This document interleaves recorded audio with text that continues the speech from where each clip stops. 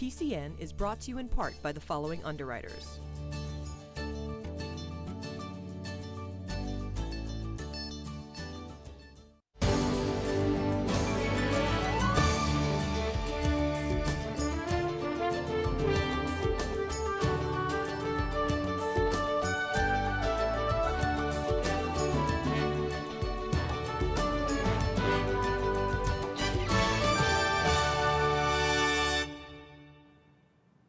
Welcome to PACTV Community News, local stories from the South Shore.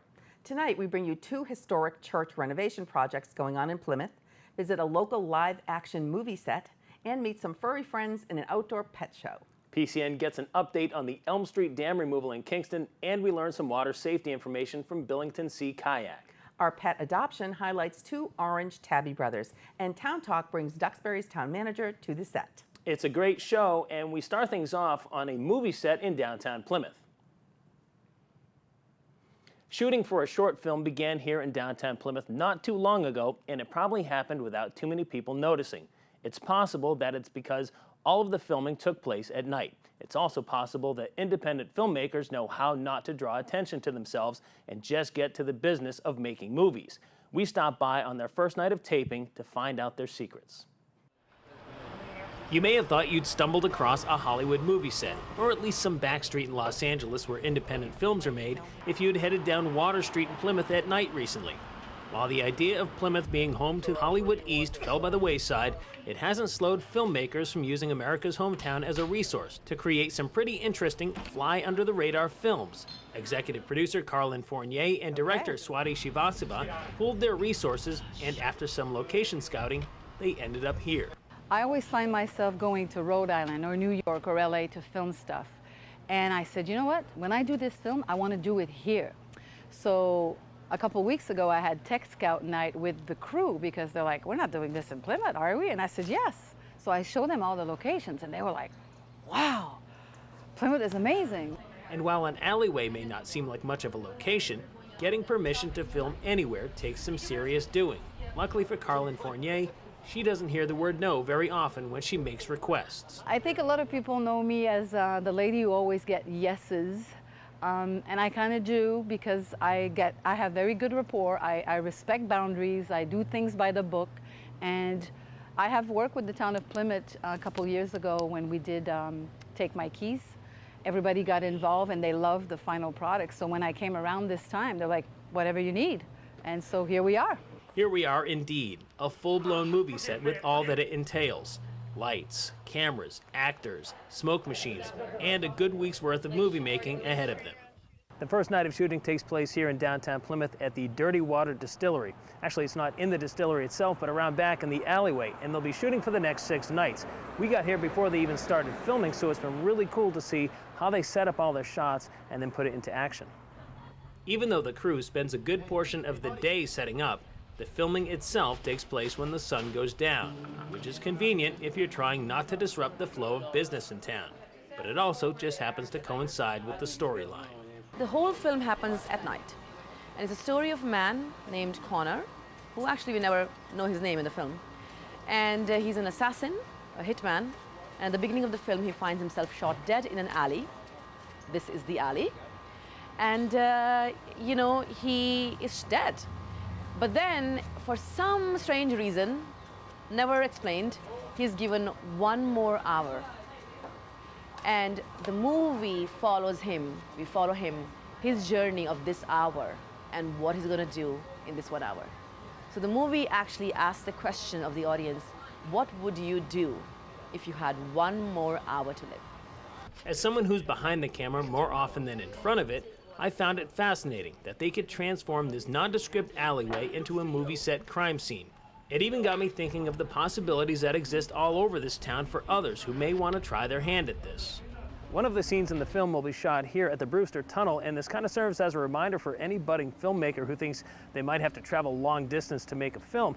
You can do a lot of stuff right here in the town of Plymouth because there are so many great locations. Reporting for PCN, I'm Brian Sullivan.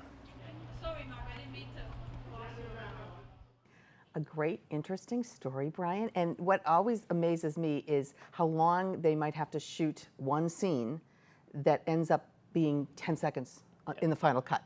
Right. I mean, that was over 6 days. Well, that was 6 days in that location, and they were going to do some other stuff elsewhere for a movie that's 15 minutes long. It's a short, yeah. It's a short, so yeah. Good for them, Yeah. and good for Plymouth. It's been a long time coming, but the Jones River Watershed Association just moved that much closer to achieving one of its greatest goals when the town of Kingston voted to appropriate $125,000 towards removing the Elm Street Dam. We stopped over to the Jones River Landing for their celebratory gathering.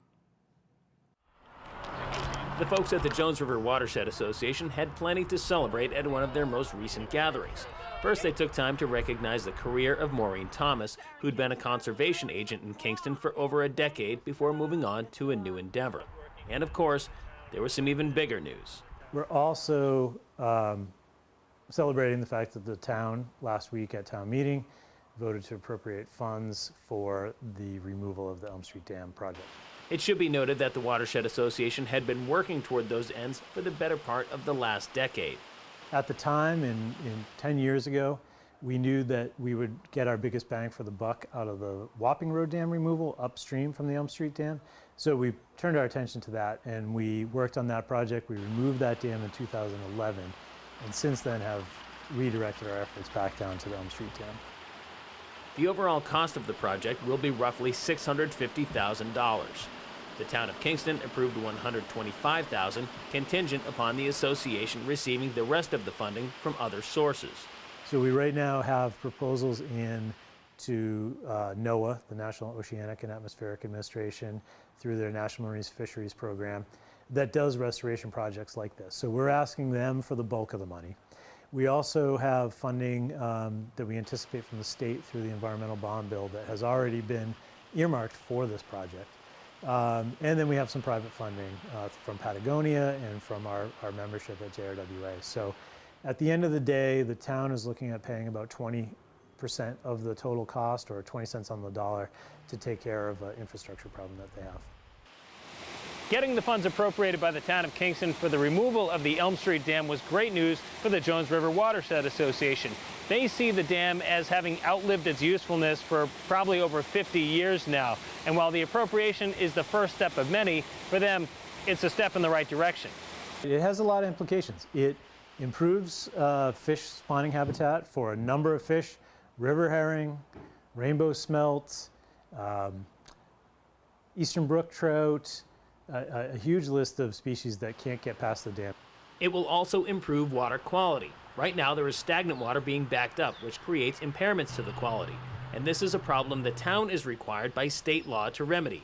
The hope is that the removal of the dam will create a free-flowing river, which would eliminate those water quality issues. On its own, the dam is actually pretty nice to look at, and for many, it's been all they've known and seen for their entire lives.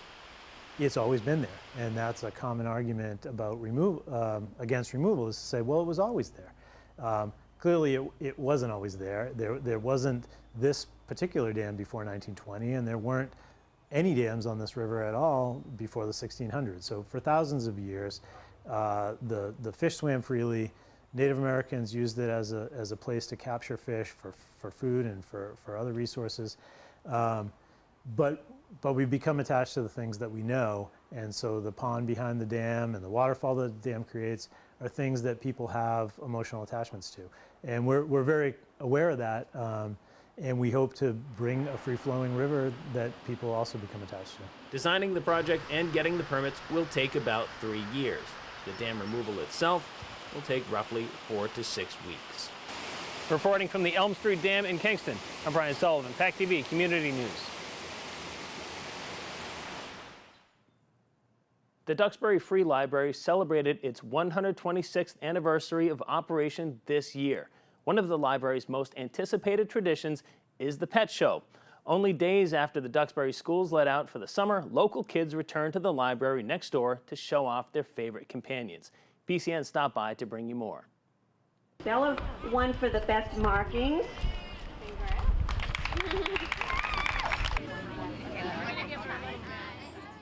Tuesday, June 28th was an important day for the Duxbury Free Library, and for the kids, animals, and spectators who participated in the annual Summer Pet Show, now in its 23rd year. Luckily, the rain held off for the show today, which drew a crowd of local dogs, gerbils, and even some chickens. Well, the event itself actually started back in 1993 when we had the library at what's called the old Wright Building. So we've been having it almost every year since then. The judges over the years, when we first started, we had very few categories, and the judges over the years have been really, really creative. And this year they were creative too. Usually it'll do with the physical appearance of the animal, like the fluffiest fur, the brightest eyes.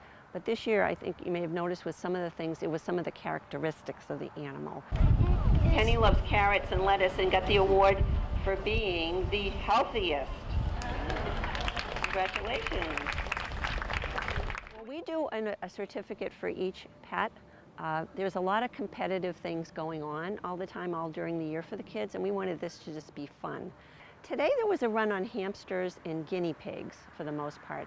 But what was different this year than other years is that we had an even divide between the others and the dogs. Usually the dogs run the show.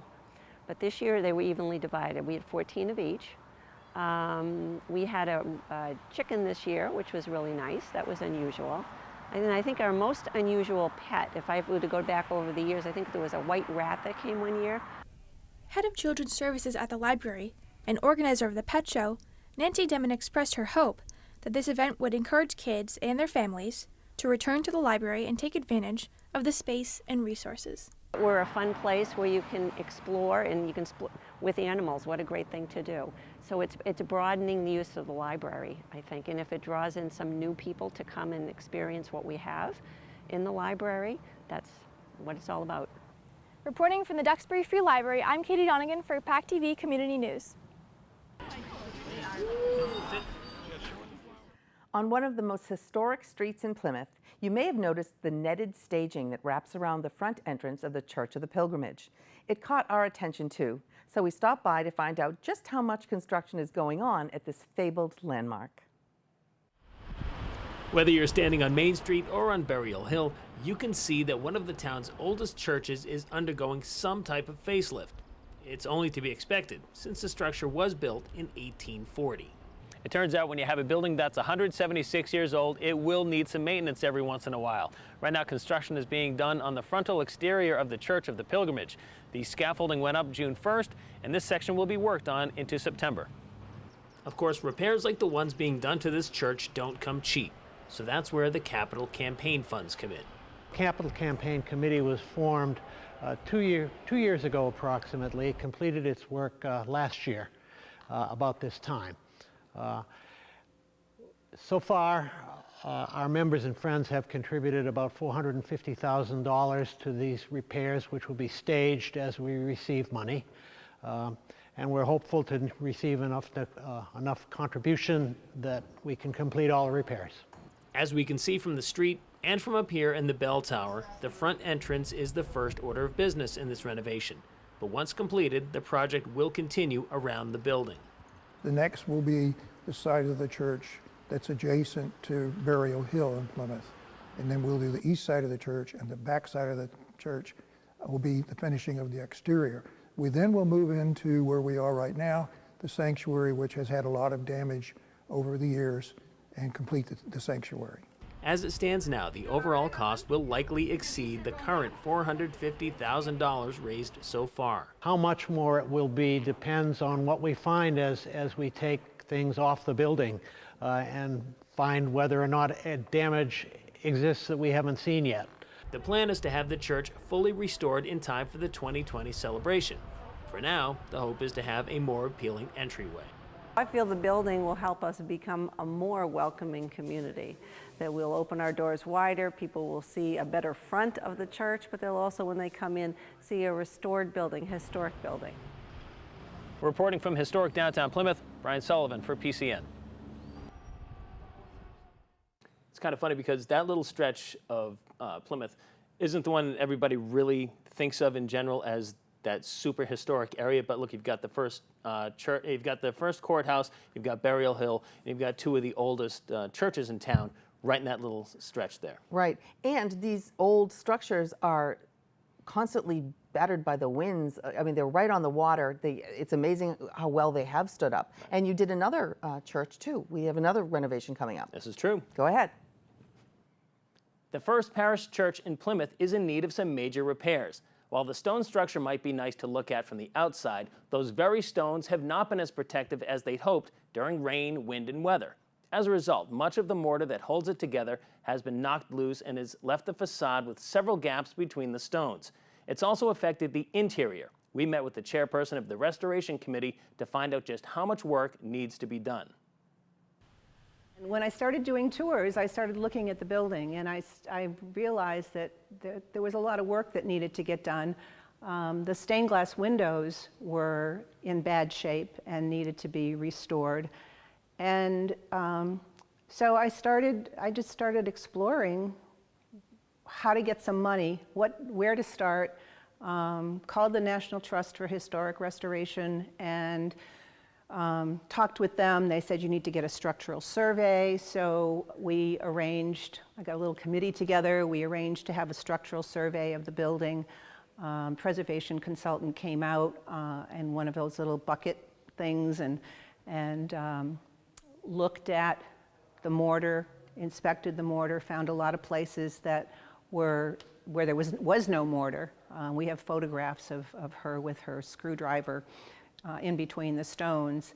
And that was really the start of it. In the interior of the building, you can see that there's damage up on the ceiling. There's falling plaster. There are other places where there's falling plaster. And that's because the exterior of the building, which is stone, is saturated. The mortar between the stones undergoes a freeze-thaw cycle, and it's actually pushing some of the interior marble stones out of the wall. So all of the exterior of the building, the shell of the building, needs to be repointed, and that is all of the mortar removed and new mortar inserted in between the stones.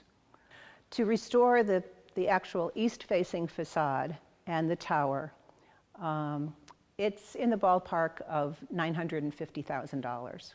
To restore all four sides of the building is in the ballpark of $1.5 million.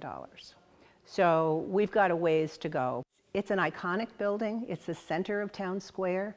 The Pilgrims built their first fort up on the hill behind us, and there's been a place of worship on this site ever since. This is where it all started. This is really, I consider it holy ground. I think it's where it all began, and that's why it's so important to preserve and restore. Summer is filled with many water activities, from swimming to sailing. There are important safety concerns around water activities and equipment. PCN met up with Billington Sea Kayak of Plymouth, who works with area communities on safety as it applies to kayaks and other types of small one-man watercrafts.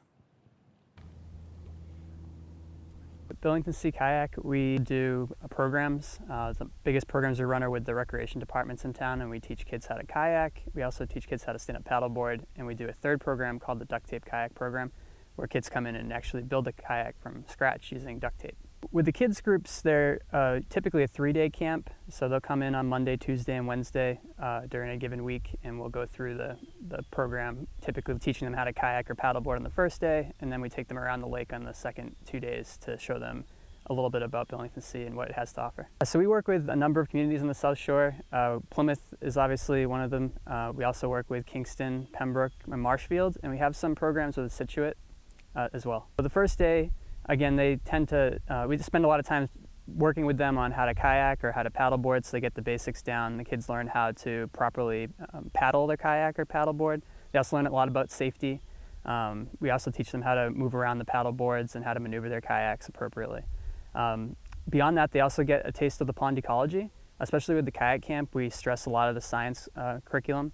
So we teach them about the turtles in the lake. We go into the park and do a hike and talk about the different trees. And we also spend some time speaking about other things like fish and the birds on the lake. So when we take them into the park, they get a good sense for what their home environment's like. We talk about all the different trees that are native to the area, as well as why that's the case.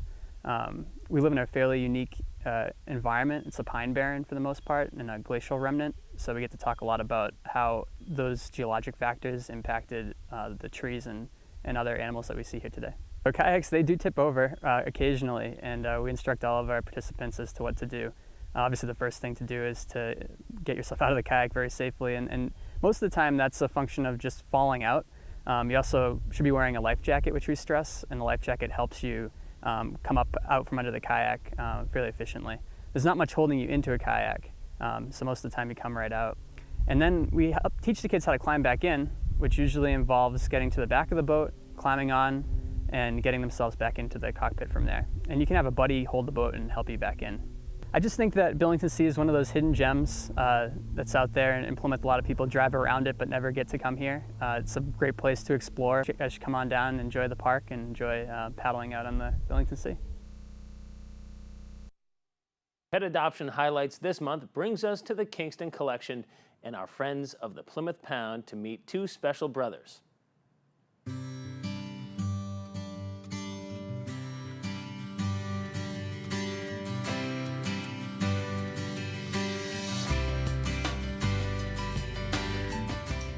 Hi, I'm Gail Fitzpatrick, and I'm here at the Friends of the Plymouth Pound Adoption Center at the Kingston Collection with volunteers Barbara and Chris. And this week we would love to spotlight two special boys. We are hoping to keep these boys together. They're siblings, Angus and Angelo. Angus, they're both 2 years old. Angus has a beautiful white, we call it a necklace or collar, around his neck. That's how we determine who is who. They're very, very sweet cats, and I think that they would benefit staying together since they've been together for 2 years already. So if anyone would be interested, they are neutered, they're microchipped, they've had all their vaccinations. We combo test all of our cats for leukemia and AIDS. They're negative. They've been defleed, dewormed. They've had everything they need, and Dr. Murphy, our veterinarian, has given them the A-OK to be adopted. So come and meet Angus and Angelo. Town Talk today brings town manager from Duxbury, Rainey Reed, back to our set. Welcome, Rainey. Thank you for having me. I appreciate it. It's the middle of summer in Duxbury. It is. So what are we going to talk about versus the beach? And something that happens every year in Duxbury is the piping plovers. Yes. They're back. Yes, they are. They're like the swallows in Capistrano. They come back every year. Yep. They rejoin us in the spring. This year we have 22 nests of plovers, which means we have over 50 birds out there running around at any given time.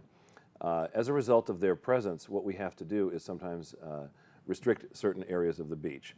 The birds are extremely territorial. When we see a nest, we cordon off a 300-foot radius around the nest, so that limits the beach. The beach is 3.5 miles long.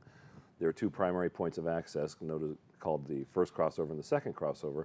And when that happens, we have to make sure that the birds are secure in where they're staying now, and that people don't go where they're nesting, because they can be predated. They can be killed if there are any adverse impacts, like dogs or people. So we try to limit the interaction between people and the birds.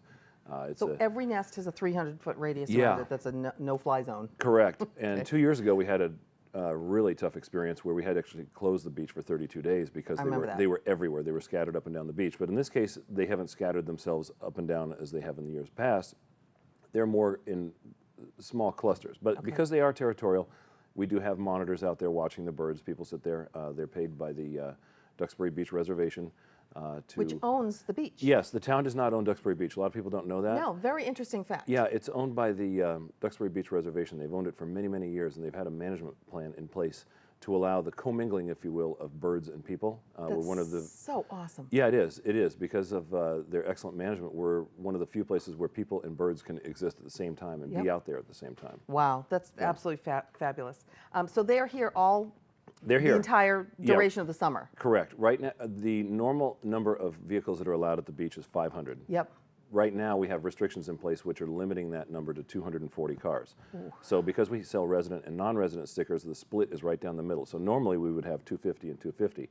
But right now, because we're at the 240, we've got the limitation of 240, we're only allowing 120 resident, 120 non-resident. Okay. Which means if people want to visit the beach, which opens at 8, get there early. And they do. Oh, they do. We've had people lining up as early as 6:30, 7 o'clock in the morning. Right, to get their spot. Absolutely. Yep. And they'll be there all day. And we usually see that the beach restrictions will have to limit access probably around by 10 o'clock in the morning for non-residents and by 10:30 or 11 o'clock for residents. Because there's just no more space. Yeah, we've only got so much space. Right. But if people go to the beach and they can't get on the drive-on portion, they're certainly welcome to still visit because we do have overflow lots that will allow, that will accommodate people and allow them to walk over the beach and still And enjoy as it. many people can walk to the beach as they want to, right? Absolutely. Right. It's just the cars that you have. That's an issue. correct. Yep. Okay. So we'll move on to one other thing. Yep. You're going to have a special town meeting in September. That's correct. And it's something to do with the flood maps. Could you let everybody know what that is? The reason for having this special town meeting at all is, which will be, by the way, September 19th. Okay. Excuse me, that's a Monday evening. It'll start at 7 o'clock. The reason we're having the meeting at all is because FEMA has issued new floodplain maps. And as a result, when we received our letter from the federal government in May, we have 6 months to adopt new flood maps. And if we don't, our flood maps will revert back to where they were years ago. This is important for the town because if we don't adopt these flood maps, people won't be able to refinance. They won't be able to get mortgages. It could be a huge financial mess. The insurance would be just out of sight. Absolutely. Yes. People wouldn't be able to afford it. Right. So it necessitated us to have this meeting to have the voters review and hopefully adopt the new maps, which I suspect will fly. I couldn't imagine that it wouldn't. Yeah, everybody knows that it's a good idea. Right, right. Yeah. Okay, and in our last minute, talk to me about the Miles Standish Monument. I've looked at that for years. Yep, people see it from all over the place. You can see it from water, you can see it from land. It is open on the weekends. It's open from 9 to 4, Saturday and Sunday. Yeah. It's something that the Department of Conservation and Recreation started about 2 or 3 years ago because for many years it was closed. It was in rather tough condition. Right. They've rehabbed it. You can take the 125 steps up to the top and you can get a spectacular view of Duxbury Bay. Yeah, one of the things I like to joke around with my kids is I tell them, you know, it's the tallest monument in the world because it's miles above the rest. So there you go. We invite everybody to come on down. Yep. Okay, to the Miles Standish Monument. Yep. And from the top, you can, on a clear day, you can see over to P-Town. Absolutely. Yeah. Yep, you can see the P-Town Monument. Yeah, it's clear as a bell. And it's never crowded. No. So it's a place to go. It is. It is. Yeah, it's a beautiful spot. Thank you, Rainey. Thank you. Good to have you. Thanks for watching tonight. Replay times are listed at our website, pactv.org, or you can find us on YouTube. Be sure to like us on Facebook and follow us on Twitter for previews, links, and behind-the-scenes info. We're back next Thursday for more local stories. Have a great week.